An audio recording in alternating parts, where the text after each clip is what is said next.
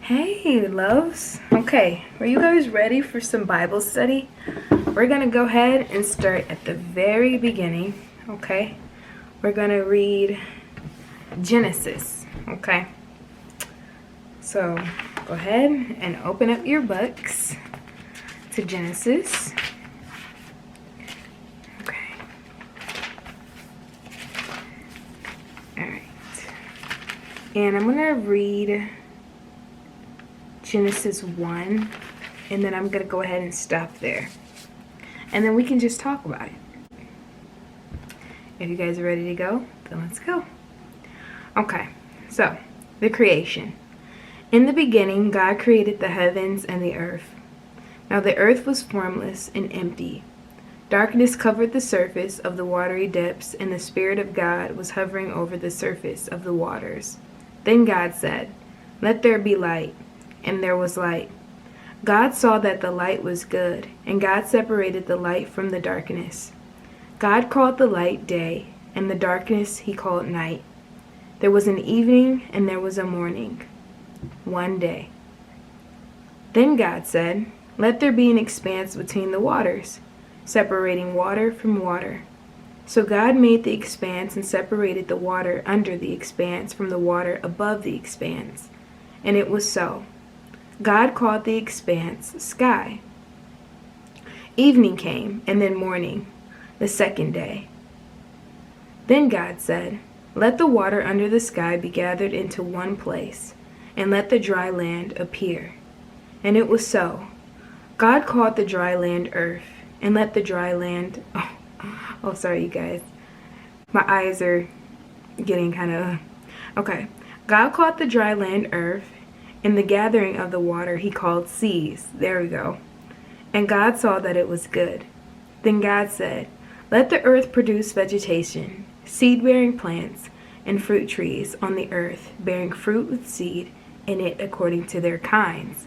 He says according to their kinds. To me, that is like so interesting how God is like so specific in like what he creates, and he just, the details of it according to its kind. Like that is, to me, is just like he was so thoughtful about what he was creating, and he knew exactly what he was creating, and he knew exactly how he wanted it to be according to their kinds. And it was so. The earth produced vegetation, seed-bearing plants according to their kinds, and trees bearing fruit with seed in it according to their kinds. And God saw that it was good. Evening came, and then morning, the third day. Then God said, "Let there be lights in the expanse of the sky to separate the day from the night. They will serve as signs for seasons and for days and years. They will be lights in the expanse of the sky to provide light on the earth." And it was so. God made the two great lights, the greater light to rule over the day, and the lesser light to rule over the night, as well as the stars. God placed them in the expanse of the sky to provide light on the earth, to rule the day and the night, and to separate light from darkness. And God saw that it was good. Evening came, and then morning, the fourth day.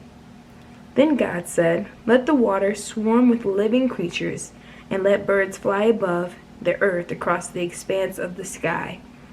So God created the large sea creatures and every living creature that moves and swarms in the water, according to their kinds. He also created every winged creature according to its kind. And God saw that it was good. God blessed them, "Be fruitful, multiply, and fill the waters of the seas, and let the birds multiply on the earth." Evening came, and then morning, the fifth day. Then God said, "Let the earth produce living creatures according to their kinds, livestock, creatures that crawl, and the wildlife of the earth according to their kinds." And it was so. So God made the wildlife of the earth according to their kinds, the livestock according to their kinds, and all the creatures that crawl on the ground according to their kinds. And God saw that it was good. Then God said, "Let us make man in our image, according to our likeness. They will rule over the fish of the sea, the birds of the sky, the livestock in the whole earth, and the creatures that crawl on earth. That is amazing. That God trusted us so much. His creation, being made in his image, he just like gave all of that to us for us to rule over.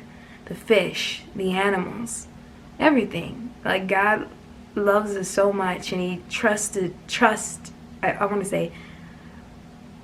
he put trust in us, to rule over his creation and the life that he's given us. That really just shows you how much he loves us. Like, he's like, hey, this is for you. For you to rule over, for you to take care of, Like, that's amazing. It's really, God creation was like really of life. It was really a gift to us. This whole experience of life and being here and the things that we go through, this is a gift from God. And you have to embrace it, and you have to take it in while you're here. The birds, every morning I like to get up and I just love to like hear the birds chirping, and in the summertime I just love to look up at the sky, because we are not here. We're not meant to be here and made to be here forever, because according to his word, we belong to him, and that's eventually where all of us will end up, is back to him. So it's amazing to live and to be alive and to go through tribulations and things. It's amazing because it's a beautiful journey, and God has placed it all in this order for a reason. Guys, I got sidetracked, but I just had to say that. So let's continue. So God created man in his own image. He created him in the image of God. He created them male and female. God blessed them. And God said to them, be fruitful, multiply, fill the earth, and subdue it. Rule the fish of the sea, the birds of the sky, and every creature that crawls on earth. Every creature, even the tiniest little ant, all of that is right here in his word for us to rule over. Like, that's crazy. God also said, look, I have given you every seed-bearing plant on the surface of the entire earth, and every tree whose fruit contains seed. This will be food for you, for all the wildlife of the earth, for every bird of the sky, and for every creature that crawls on the earth. Everything having the breath of life in it, I have given. Every green plant for food. And it was so. God saw that all that he made, and it was very good indeed. Evening came, and then morning came, the sixth day.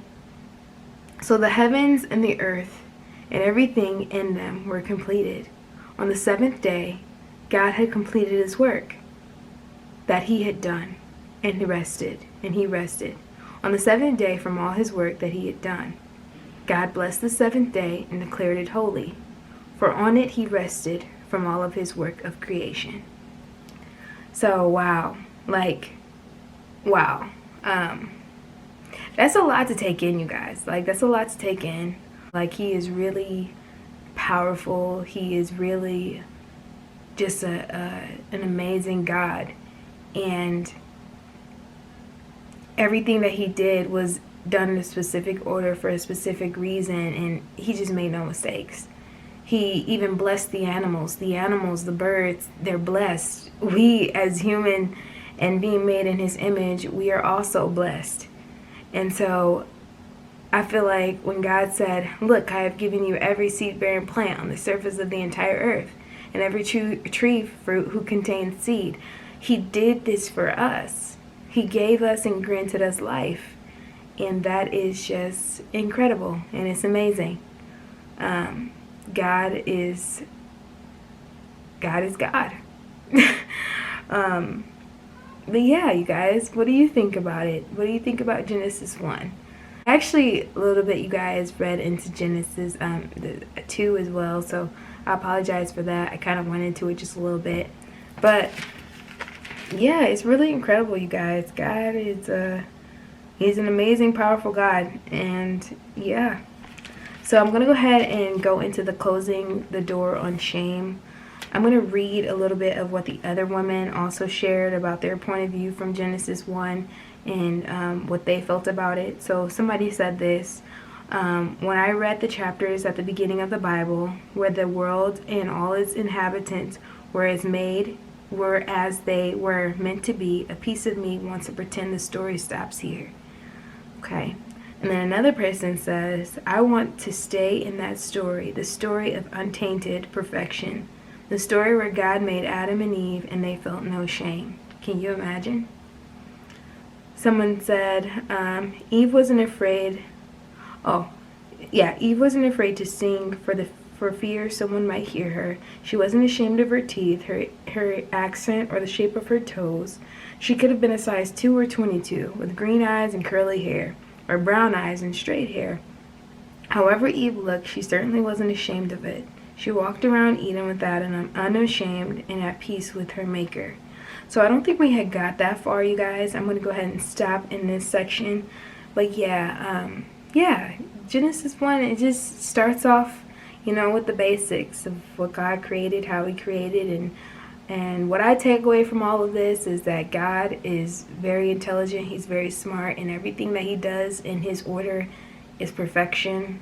Everything that he does has meaning, and to me, like I said, living life and the fact that he gave us life and trusted us to live in this world that he created and be over all that he created to me is a gift. So I really enjoyed this time with you guys, and we will have Bible study next time, and we'll go ahead and get into Genesis 2. And yes, you guys, thank you guys for spending this time my S's, too many S's. Thank you guys for spending this time with me. I really enjoyed it, and you guys stay blessed, stay safe, and remember to pray. All right, see you guys next time.